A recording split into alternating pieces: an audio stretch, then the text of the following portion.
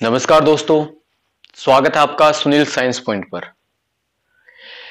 अपन RPSC second grade के लिए अध्ययन कर रहे थे, जिस क्रम के अंदर अपन सेल के बारे में, जो सेल डिवीजन है वो अपन पढ़ रहे थे। इससे पहले अपन ने सेल डिवीजन के बारे में 2 वीडियो अपलोड कर दिए हैं, जिनके लिंक आपको इस वीडियो के डिस्क्रिप्शन बॉक्स के अंदर मिल जाएंगे। आज अपन बात करते हैं इसी क्रम के अंदर आगे बढ़ते हुए मियोसिस यानी अर्धसूत्री विभाजन का। तो दोस्तों, नाम से पता चल रहा, देखिए अर्धसूत्री, अर्ध का मतलब क्या होता है भाई दोस्तों? अर्ध का मतलब होता है आधा, और सूत्री का मतलब यहाँ पे होते हैं जो आपका सूत्री है, इसका मतलब क्या होता है भाई? गुणसूत्र। यानी इस प्रकार के विभाजन के अंदर गुणसूत्रों की संख्या क्या रह जाती है दोस्तों? आधी रह जाएगी आपकी। ठीक है, तो इसीलिए मियोसिस जो होता है ये गुणसूत्रों की संख्या को आधा करने का काम करता है। तो यहाँ पे अगर एक एक के बारे में अगर अपन देखते हैं ध्यान से इनके बारे में, तो सबके बारे में देखिए के पॉइंट। सबसे पहले तो बात आती है, आपसे पूछा जाता है कि खोज किसने की भाई?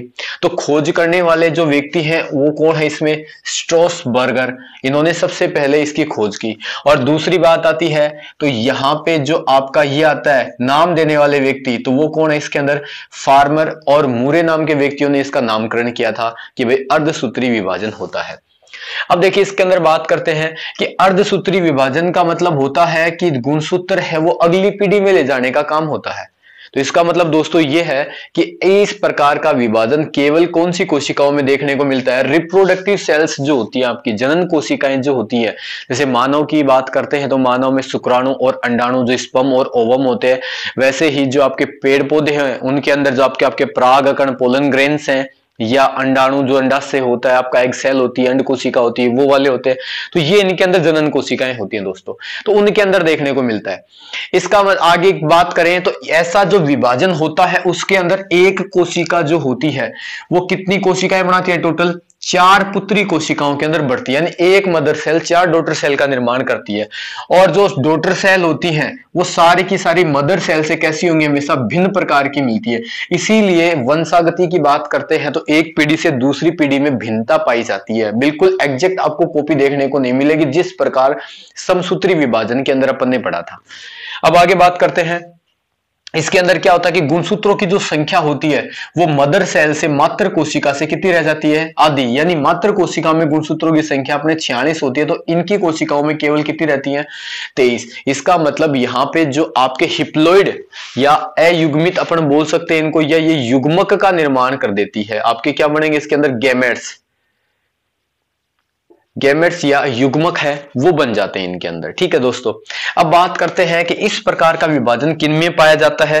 तो दोस्तों इस प्रकार का विभाजन पाया जाता है द्विगुणित कोशिकाओं में, यानी या तो वो 2n होनी चाहिए या क्या होनी चाहिए? समगुणित। समगुणित का मतलब होते हैं या तो 2n या 4n या 6n।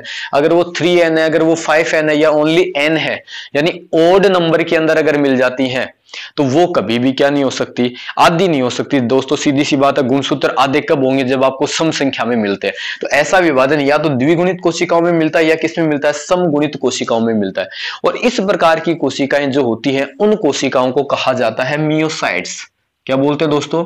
उनको क्या बोलेंगे? मियोसाइट्स कहा जाता है। अब दोस्तों बात करते हैं तो ये मियोसाइट्स होती कितने प्रकार की हैं? तो सीधी सी बात है, जंतुओं की बात करते हैं, एनिमल्स की बात करते हैं तो एनिमल्स के अंदर 2 प्रकार के होते हैं, एक स्पर्म का निर्माण करती है, एक ओवम का निर्माण करती है। वैसे प्लांट की अगर अपन दोस्तों बात करते हैं तो प्लांट के अंदर भी ये 2 प्रकार की है, एक पोलन ग्रेन का निर्माण करती है और एक किसका निर्माण करती है? आपकी एग सेल का। तो यहाँ पे देखते हैं मियोसाइट्स है वो 2 प्रकार की होती है। एनिमल्स जो आपके होते हैं, एनिमल्स जो होते हैं, जंतु जो होते हैं, उनके अंदर इसको कहा जाता है जीनोसाइट्स, जबकि प्लांट के अंदर, प्लांट्स जो होते हैं, प्लांट्स में इसको कहा जाता है स्पोरोसाइट। तो यहाँ पे जीनोसाइट्स की बात करते हैं तो जीनोसाइट्स जो होती हैं वो स्पर्म का निर्माण करने वाले को बोलते हैं स्पर्मेटोसाइट्स, और ओवम का निर्माण करने वाली उसको क्या बोलते हैं? oocytes कहा जाता है। अंड कोशिका जो आपकी होती है या स्पर्मेटोगोनियम सेल या शुक्रजन कोशिका जो होती है वो इनके अंदर क्या होती है? मियोसाइट्स का काम करती है। वैसे प्लांट के अंदर अगर बात करते हैं तो पोलन ग्रेन्स जो होते हैं आपके परागकण, परागकण जो होते हैं उनका निर्माण करने वाली जो कोशिकाएं उनको कहते हैं माइक्रोस्पोरोसाइट्स, और जो आपके एग का निर्माण करती है वो क्या होगी, मेगास्पोरोसाइट्स है, वो कहलाती हैं, जो एग सेल का निर्माण करती है। अब बात आती है कि दोस्तों क्या इसका अर्धसूत्री विभाजन का महत्व क्या है, क्यों ये होता है। तो दोस्तों पहला पॉइंट तो ये होता है कि ये जो गुणसूत्र होते हैं, संख्या इनकी जो होती है, हर पीढ़ी के अंदर गुणसूत्रों की संख्या 46 ही होती है। तो इसका कारण, मुख्य कारण क्या होता है आपका दोस्तों, क्या होगा इसके अंदर, अर्धसूत्री विभाजन। क्योंकि जब दो युग्मक आपस में मिलते हैं तो अर्धसूत्री विभाजन के द्वारा क्या होता है, इन गुणसूत्रों की संख्या आधी आधी होकर पूरी 46 हो जाती है। लेकिन अगर समसूत्री विभाजन की बात करें तो 46 से 46 ही डॉटर सेल के अंदर मिलते हैं। तो अगर वैसा होगा तो हर पीढ़ी के अंदर गुणसूत्रों की संख्या चेंज होती जाएगी आपकी। तो ये पीढ़ी दर पीढ़ी, हर पीढ़ी के अंदर गुणसूत्रों की संख्या को क्या बनाने का काम करती है, निश्चित बनाए रखने का काम अर्धसूत्री विभाजन का होता है। और दूसरा काम क्या है, विभिन्नताएं उत्पन्न होती है इससे। विभिन्नताएं उत्पन्न होने का मतलब ये होता है कि दोस्तों एक आपको युग्मक मिलता है अलग प्रकार की कोशिका से, और दूसरा गैमेट मिलता है आपको अलग प्रकार की कोशिका से, और दोनों कोशिकाओं के गुण एक कोशिका के अंदर युग्मनज जब जाइगोट बनता है तो दोनों के गुण एक ही कोशिका के अंदर देखने को मिलते हैं, जिसके कारण क्या होता है, वो नई कोशिका होती है उसके अंदर विभिन्नताएं उत्पन्न हो जाती हैं। और आपको पता दोस्तों, अगर जैसे ही वेरिएशन आनी स्टार्ट हो जाएंगी, विभिन्नताएं आएंगी, तो वो एक विकास के लिए, प्रगति के लिए एक विशेष प्रकार का कदम होगा। तो विकास के लिए आवश्यक होता है इस प्रकार का विभाजन, तो ये इसके अंदर देखने को मिलता है। अब अपन देखते हैं दोस्तों इसके आगे कि मियोसिस है वो होता कितने प्रकार का है, और इसमें कौन कौन से आपके अलग अलग प्रकार के, इसके अंदर कौन कौन से आपके प्रक्रियाएं चलती हैं, क्या क्या प्रोसेस इसके अंदर होती है, कितनी स्टेप के अंदर होता है, वो अपन देखेंगे। आप इसका स्क्रीनशॉट ले लीजिए, फिर अपन आगे चलते हैं। हाँ दोस्तों, इसी क्रम में देखिए अपन आगे बढ़ते हैं। तो यहाँ पे आप देखते हो कि मियोसिस जो होता है आपका, इसमें भी क्या है, एक तो इंटरफेज स्टार्ट होती है, और दूसरा इसके अंदर क्या होगा भाई, यहाँ पे डिविजनल फेज है वो आपका शुरू होगा। तो दोस्तों यहाँ के इंटरफेज के अंदर अगर अपन देखते हैं तो अपन ने देखा था इससे पहले समसूत्री विभाजन के अंदर इंटरफेस जो है उसके अंदर केवल दो ही प्रकार की, क्या तीन ही प्रकार की क्या स्टेज पाई जा रही थी, G1 थी, S थी, और इसके बाद में G2 फेज भी थी। लेकिन यहाँ पे आपको दोस्तों देखने को मिलेगा कि जो मियोसिस की इंटरफेज है उसके अंदर एक तो आपको G2 फेज है वो देखने को नहीं मिलती है, ये एब्सेंट पाई जाती है। और दूसरा दोस्तों इसमें मोस्ट पार्ट क्या होता है, जो सिंथेसिस फेज जो होती है, डीएनए की एस फेज जो आती है, इसके अंदर ये भी क्या कंप्लीट नहीं होती, ये अपूर्ण प्रकार की यहाँ पे देखने को मिलती है। तो यहाँ पे एस फेज है वो कंप्लीट नहीं होती है, और दूसरा इसके अंदर क्या होता है कि G2 फेज है वो इसमें पाई नहीं जाती, एब्सेंट प्रकार की होती है। फिर अपन बात करते हैं डिविजनल फेज की, विभाजन अवस्था। तो यहाँ पे आप देखते हो तो मियोसिस है वो दो भागों में बढ़ता है। सबसे पहली चलती है इसमें मियोसिस फर्स्ट, अर्धसूत्री विभाजन फर्स्ट, और उसके बाद में चलता है अर्धसूत्री विभाजन द्वितीय। तो इसके अंदर अगर आप देखते हो तो इस विभाजन को कहा जाता है न्यूनकारी, रिडक्शन डिवीजन के रूप में जाना जाता है, या इसी को क्या बोलते हैं, विषम रूपी विभाजन, यानी हेट्रोटाइपिक डिवीजन के रूप में इसको जानते हैं। क्यों बोलते हैं दोस्तों इसको हेट्रोटाइपिक डिवीजन या रिडक्टिव डिवीजन क्यों कहा जाता है, इसका कारण ये होता है कि दोस्तों मदर सेल जो होती है उसके अंदर गुणसूत्रों की संख्या 2n होती है, यानी आप ऐसे बोल सकते हो 46 होती है। लेकिन जैसे ही ये फेज कंप्लीट होती है तो जो आपकी डॉटर सेल बनती है उनके अंदर गुणसूत्र की संख्या क्या रह जाती है, आधी रह जाती है। न्यूनकारी का मतलब क्या होता है कि गुणसूत्र घट गए, इसका मतलब इसको क्या बोलते हैं, रिडक्शन या न्यूनकारी। विषम रूपी क्यों बोलते हैं, क्योंकि पहले 2n गुणसूत्र थे, सम संख्या के अंदर थे, अब ये किस में आगे, विषम संख्या के अंदर आगे, इसीलिए इसको क्या बोलते हैं, विषम रूपी विभाजन भी कहा जाता है। दोस्तों अर्धसूत्री विभाजन फर्स्ट है, इसकी 4 प्रावस्थाएं पाई जाती हैं आपकी टोटल, प्रोफेज, मेटाफेज, एनाफेज और टीलोफेज, जो आपने समसूत्री विभाजन के अंदर भी देखी थी वैसे ही फेज इसके अंदर रहती है। लेकिन इसके एक अंदर नई बात आती है कि दोस्तों प्रोफेज जो होती है फर्स्ट आपकी, वो 5 उप प्रावस्थाओं के अंदर बढ़ती है, जिनके अंदर आपको स्नेप्सिस, क्रॉसिंग ओवर, जीन विनिमय वगैरह देखने को मिलता है।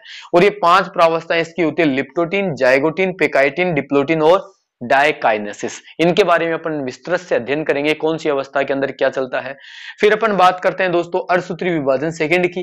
तो अर्धसूत्री विभाजन सेकंड को क्या कहते हैं, समरूपी विभाजन कहा जाता है, होमोटाइपिक डिवीजन बोलते हैं। समरूपी क्यों बोलते हैं दोस्तों, क्योंकि इसके अंदर गुणसूत्रों की संख्या जो n होती है आगे भी क्या चलेगी आपकी n। तो यहां से एक बात देखने को पता चले कि जो भी ये कोशिका के अंदर अर्धसूत्री विभाजन होता है, पहले फर्स्ट होगा और फर्स्ट के बाद में यहां से किसके अंदर जाना पड़ेगा आपको, सेकंड के अंदर जाना पड़ेगा। तो ये 23 गुणसूत्र वाली कोशिका 23 के 23 यहाँ पे पहुंचते हैं और यहां से 23 के 23 किसके अंदर आते हैं, इसी के अंदर आते हैं। इसीलिए इसको क्या बोलते हैं, समरूपी विभाजन कहा जाता है।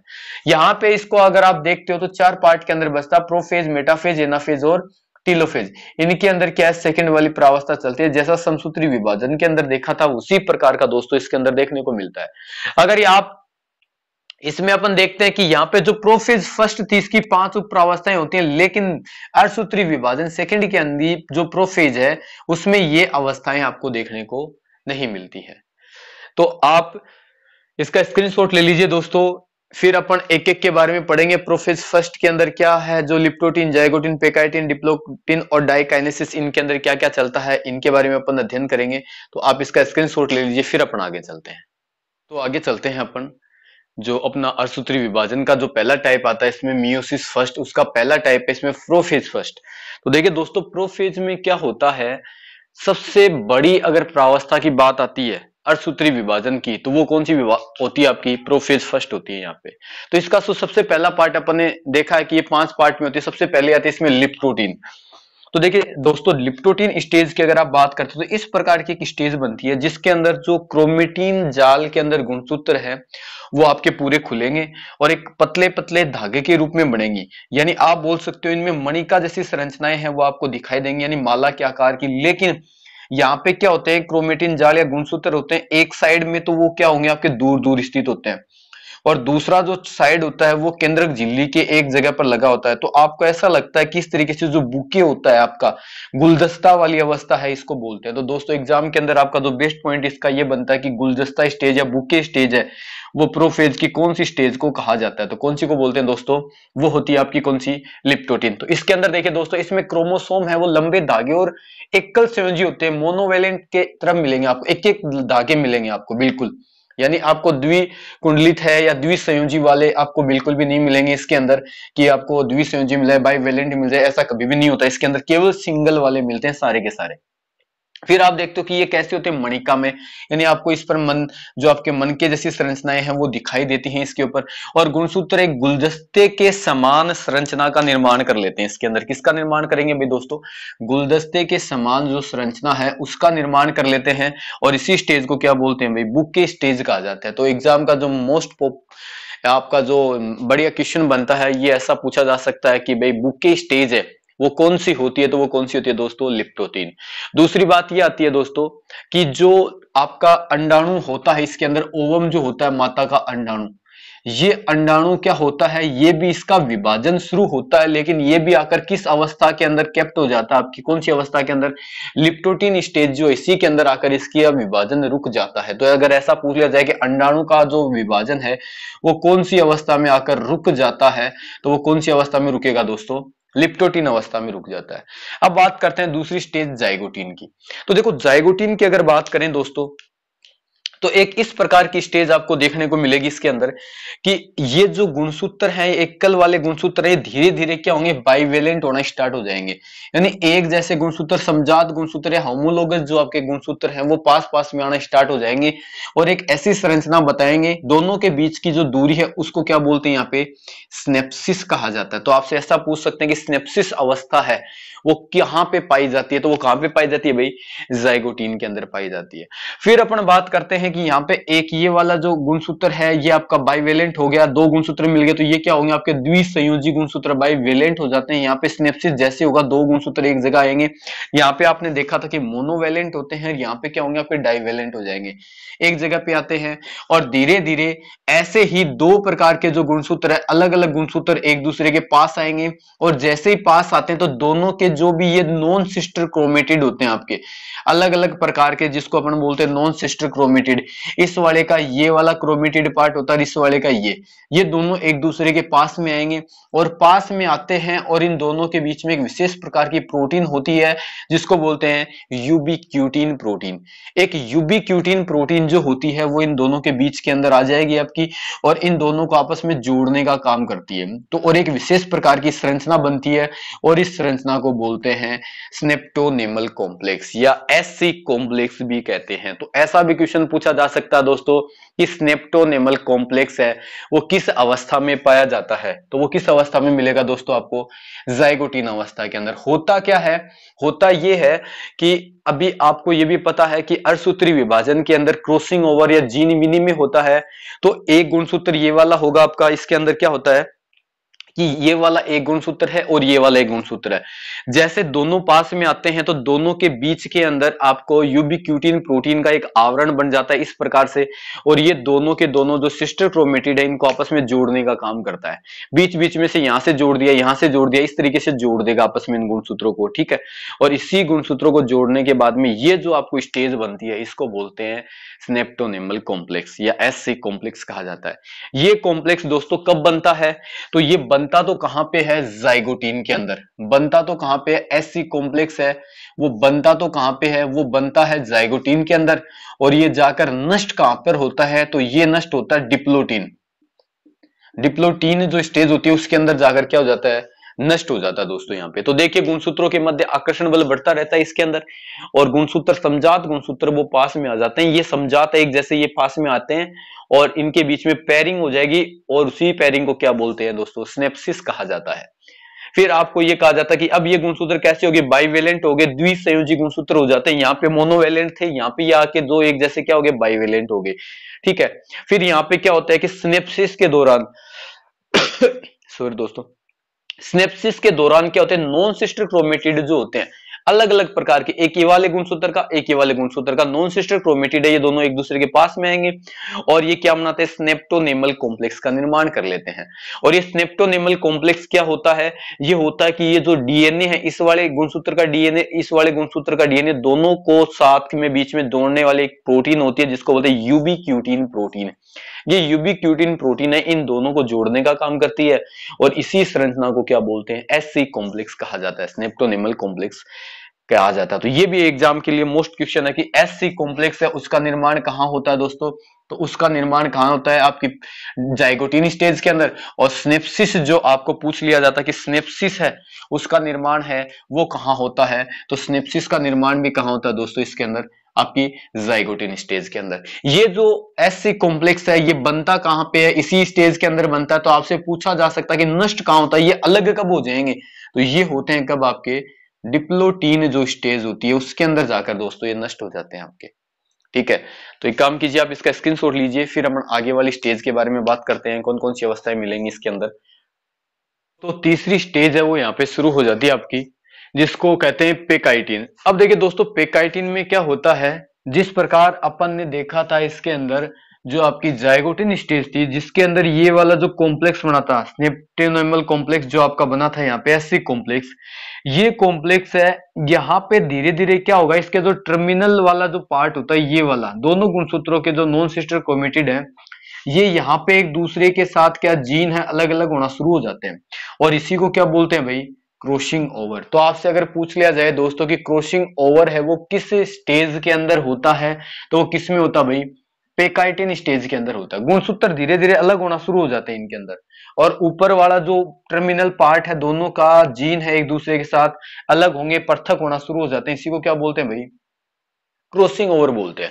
इसके आगे स्टेज आती है आपकी कौन सी, डिप्लोटीन। तो डिप्लोटीन अवस्था में आप देखते हो तो गुणसूत्र बिल्कुल अलग होना शुरू हो जाते हैं, ऊपर से टर्मिनल होना स्टार्ट हो जाएंगे, इस पॉइंट से देखो अलग होना शुरू हो गए दोनों के दोनों, लेकिन एक जो पॉइंट है उस पर जुड़े रह जाते हैं यहाँ पे। तो ये वाला जो पॉइंट दिख रहे हो तो आपको यहाँ पे ये अक्ष वाली संरचना दिखाई दे रही है कि यहां से गुणसूत्र निकलना स्टार्ट हो गए हैं, और यहाँ पे जो जुड़े हुए हैं अभी भी बीच वाला पॉइंट है, यानी आपका एससी कॉम्प्लेक्स है वो धीरे धीरे अलग हो रहा है।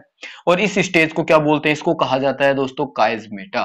जो एक्स पार्ट होता है, एक्स जो यहाँ पे संरचना होती है, इसी को क्या बोलते हैं यहाँ पे, काइजमेटा अवस्था कहते हैं। तो आपसे ये भी कहा जा सकता है कि काइजमेटा अवस्था है कहां पे बनती है, तो वो कौन सी अवस्था में बनती है दोस्तों, डिप्लोटीन अवस्था में बनती है। तो देखो यहाँ पे अगर अपन देखते हैं तो यहाँ पे ये वाला जो पॉइंट है आपका, यहाँ पे जो क्रॉसिंग ओवर स्टार्ट कहां पे होता है आपका, पेकाइटिन अवस्था में होता है, लेकिन दिखाई नहीं देता है। इस अवस्था में जीन विनिमय है वो आपको दिखाई नहीं देगा, दिखाई नहीं देगा। इसका मतलब क्या होगा कि आपको अगर इस स्टेज में आप देखते हो तो आपको स्पष्ट रूप से पता चल रहा है कि भाई इस गुणसूत्र का खंड टूटकर इसके साथ जुड़ा है और इस वाले का इसके साथ जुड़ा है। तो दिखाई कौन सी स्टेज में देगा, इस वाले में देगा और इसमें दिखाई नहीं देता, इस वाले में केवल दिखाई देता आपको। तो डिप्लोटिन स्टेज के अंदर आपको जीन विनिमय भी दिखाई देता है। धीरे धीरे जो आपका एससी कॉम्प्लेक्स है ये धीरे धीरे अलग हो जाएगा। अलग होने को बोलते हैं टर्मिनलाइजेशन, यानी उपांति भवन की क्रिया है यहाँ पे शुरू हो जाती है और धीरे धीरे एससी कॉम्प्लेक्स है वो धीरे धीरे क्या हो जाएगा दोस्तों, नष्ट हो जाता है। तो आपने देखा था कि जो ये स्नेप्टोनोमल कॉम्प्लेक्स है ये बनता तो कहां पे है आपको, जाइगोटिन स्टेज के अंदर, और नष्ट आकर कहां पे होता है आपकी कौन सी में, डिप्लोटिन अवस्था के अंदर धीरे धीरे क्या हो जाता है यहाँ पे अलग हो जाता है और आपका जीन विनिमय है वो कंप्लीट हो जाता है और काइजिमेटा दिखाई देता है और इसी के साथ ये अलग होना स्टार्ट होते हैं। इसको क्या बोलते हैं, टर्मिनलाइजेशन या उपांति भवन की क्रिया यहाँ पे क्या हो जाती है दोस्तों, शुरू हो जाती है। तो ये आपकी डिप्लोटिन अवस्था होती है। तो इसका स्क्रीनशॉट लीजिए आप, फिर अपन आगे चलते हैं। हाँ तो देखिए दोस्तों, प्रोफेज की लास्ट स्टेज आती है इसके अंदर डायकाइनेसिस। तो इसके अंदर आप देख सकते हो कि इस अवस्था के अंदर क्या होता है कि जो केंद्रक की जो झिल्ली होती है वो पूर्णतः विलुप्त हो जाती है। यहाँ पे न्यूक्लियर मेम्ब्रेन है वो हट जाएगी आपकी पूरी की पूरी। न्यूक्लियस जो आपकी न्यूक्लियोलस है वो भी चली जाती है और क्या होता है कि यहाँ पे जो सेंट्रोमियर है ये आपके डॉटर जो आपके तारक आए डॉटर सेंट्रियोल्स में बदल जाता है और ये ध्रुव की ओर चलना स्टार्ट कर देते हैं। स्पिंडल फाइबर तंतुओं का क्या कर देते हैं, निर्माण कर देते हैं। टर्मिनलाइजेशन अपन ने देखा था लास्ट में, उपांति भवन जब शुरू होता है तो ये दोनों के दोनों गुणसूत्र बिल्कुल आपके क्या हो जाएंगे, पृथक पृथक हो जाते हैं यहाँ पे आके। तो इस स्टेज के अंदर ये होता है। तो देखिए प्रोफेज की सबसे अंतिम अवस्था होती है और इसमें गुणसूत्र पूर्णतः पृथक हो जाते हैं, दोनों अलग अलग हो जाते हैं बिल्कुल। केंद्रक झिल्ली और केंद्रिका भी क्या हो जाती है इसमें विलुप्त हो जाएगी, डिसअपियर हो जाती है यहाँ पे आके। और जो आपका पुत्री तारक काय है उनका निर्माण हो जाता है। डॉटर न्यूक्लियस आपके सेंट्रोमियर्स है वो बनना स्टार्ट हो जाएंगे साइड में से आपके, तो ये बनेंगे और स्पिंडल फाइबर तंतु बनना क्या हो जाते हैं आपके, शुरू हो जाते हैं दोस्तों। तो यहाँ पे आके आपकी प्रोफेज अवस्था क्या हो जाती है, कंप्लीट हो जाती है। तो फिर से देख लीजिए एक बार, प्रोफेज फेस्ट के अंदर अपन ने सबसे पहली अवस्था देखी थी जिसका नाम था आपका लिप्टोटिन।